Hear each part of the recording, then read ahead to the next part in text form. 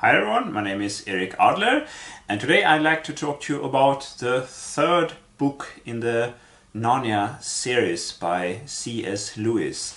I have all the books in the omnibus edition here, the Chronicles of Narnia, all the 7 books, and I read the first 3 of them now, so I'm here, as you can see. I'm still reading. And this book, the third book in the series, chronologically, according to Narnia time, is The Horse and His Boy. But it was actually the 5th book that C.S. Lewis published in the series. It was published in 1954. And how is this book?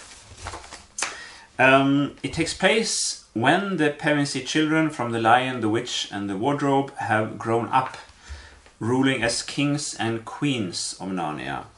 This is the only book in the series which does not belong to the genre of portal fantasy, since it takes place solely in the fantasy world, and since the main characters are children from that world. Shasta has been brought up by a poor fisherman in Calormen, far to the south of Narnia. Before the fisherman can sell him to a nobleman, Shasta escapes on the nobleman's horse, Bree, who turns out to be a talking horse from Narnia, captured and brought to Calormen as a foal. They decide to go to Narnia together. On the way they meet Aravis, an aristocratic girl who is on the run on her talking mare, Hwin, to escape from the forced marriage with the Calormen ruler's Grand Vizier. They journey together to the Calormen capital and through the desert to Archenland, south of Narnia. It's fun that Shasta learns horse riding from a horse. Bree too is a fun character, and the easy and grown-up relationship between him and the mare, Hwin, is well contrasted to the forced one between Shasta and Aravis, characterized by distrust, fear, and by Aravis' class pride. According to Bree, Aravis might as well be Hwin's human as Hwin Aravis' horse, since Hwin is a talking horse and since they are on the way to Narnia. The story slows down and becomes boring when they leave Calormen.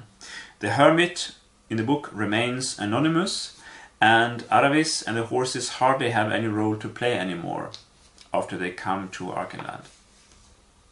The book's theme is a longing for one's true homeland or home country, which for Lewis is a metaphor for man's longing for a relationship with God in heaven. Aslan appears only in a few scenes in the book.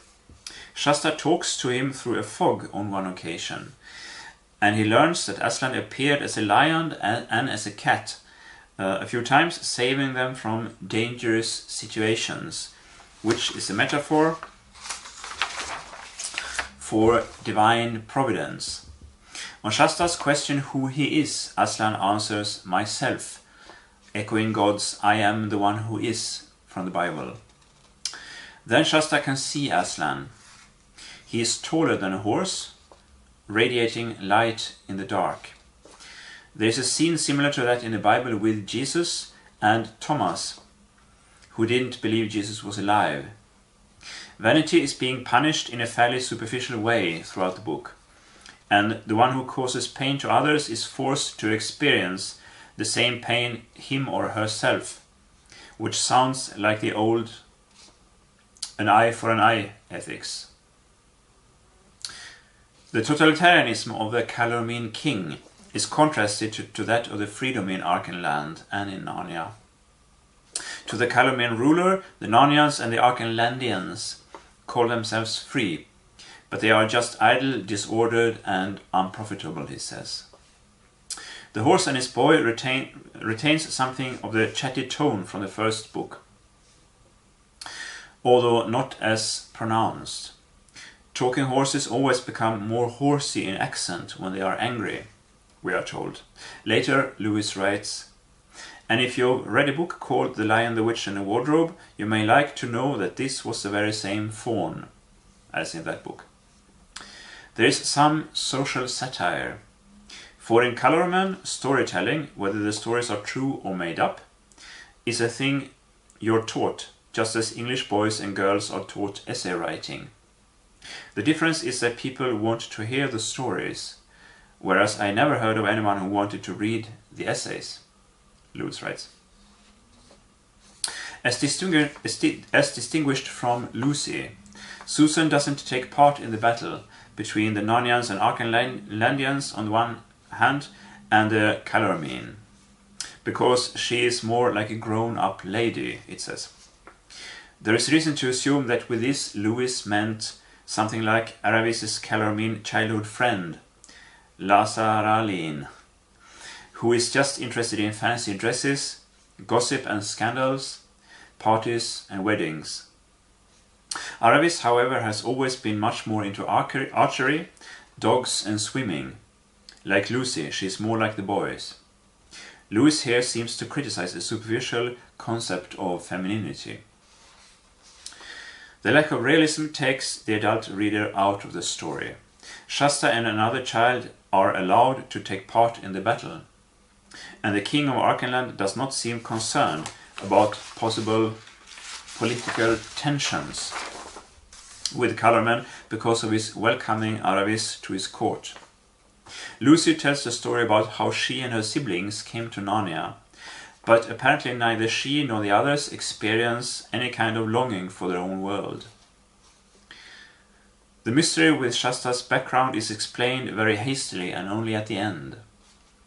The transition into a donkey is taken from an ancient source, Apuleius, but it also occurs in Shakespeare's comedy A Midsummer Night's Dream, and here it feels worn out as a theme. There are a few reminiscences of Tolkien in this book as well.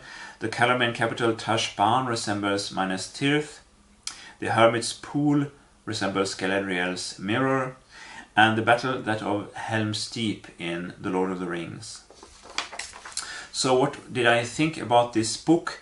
I enjoyed the first half, say, of the book when they were still in Calormen, escaping, and then they rode through the desert and not very much happened, and then it came to Archenland, and then it became really unrealistic and I wasn't invested in the story anymore. And as I said, Aravis and the two horses, the two talking horses, were also intelligent, so they are real characters in the book. They didn't really play a role anymore in the story. So it's just about Shasta and what happened to him when he tried to get to Narnia.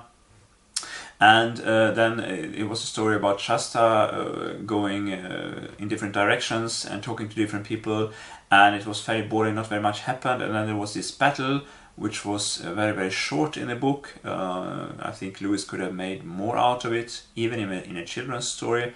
I think children also like to read about violent things, and I think it's possible also in a children's fantasy to describe a war, describe a battle in a way so that it is exciting to children without glorifying violence or anything like that. It's not.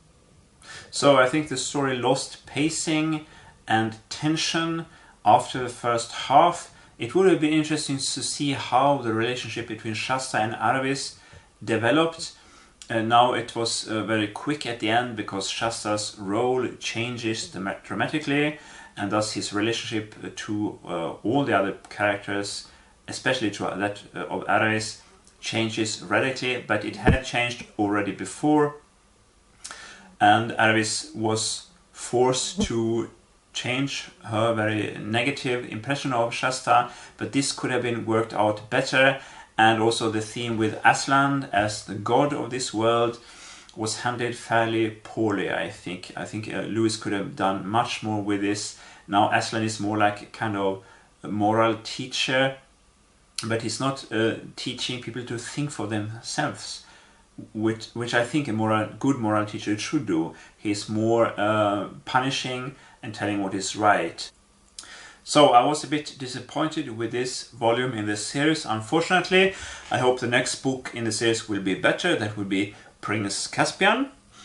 And currently I'm also reading excerpts from the diaries by C.S. Lewis's brother Warren Lewis. It's called Brothers and Friends. Warren Lewis was an army officer who retired very early at the age of 37 to write the family history of the Lewis family in several volumes. He also published several volumes about French history from the 17th century. And he and C.S. Lewis had a very close relationship, and they were both, of course, friends of J.R.R. Tolkien and other intellectuals in Oxford of the time. So this is an interesting book which I will talk about in a later video. But for now we'll close this discussion of The Horse and His Boy by C.S. Lewis, the third book in the Narnia series, as they are normally published today. I hope you enjoy this. Feel free to leave your comments below, to subscribe to this channel, of course, to give me a thumbs up, and I'll talk to you next time.